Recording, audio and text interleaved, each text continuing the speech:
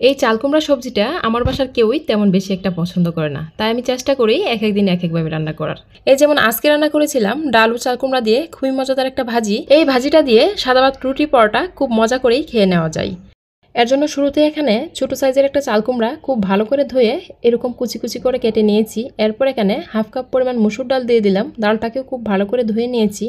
এরপর দিয়ে দিলাম হাফ কাপ পরিমাণের পেঁয়াজের কুচি।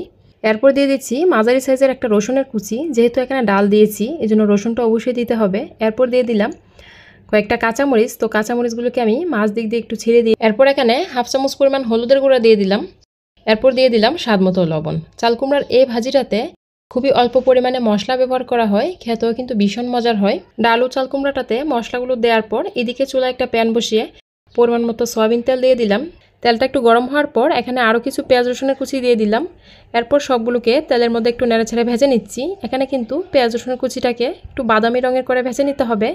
তো যখন পেঁয়াজ রসুন কুচিটা একটু বাদামি রঙের হয়ে গেছে তখন এতে ডাল ও চাল কুমড়াগুলো দিয়ে দিলাম।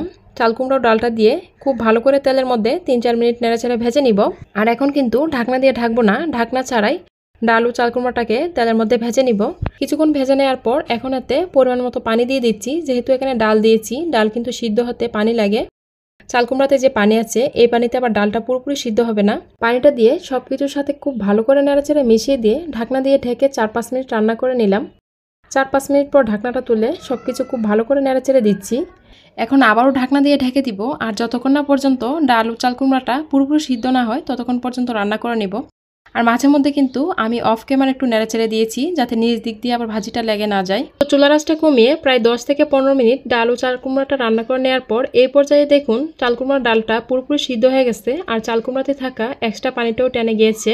তো আমাদের দারুণ মজার ডাল ও চাল কুমড়ার ভাজিটা কিন্তু রান্না করা হয়ে গেছে। এখন নামানোর আগে খুবই সুন্দর একটা ফ্লেভার আসার জন্য কিছু ধনিয়া পাতা কুচি দিয়ে দিলাম। ধনিয়া পাতা কুচিটা দিয়ে ডাল ও চাল কুমড়াটার সাথে খুব ভালো করে নেড়েচেড়ে মিশিয়ে দিয়েছি।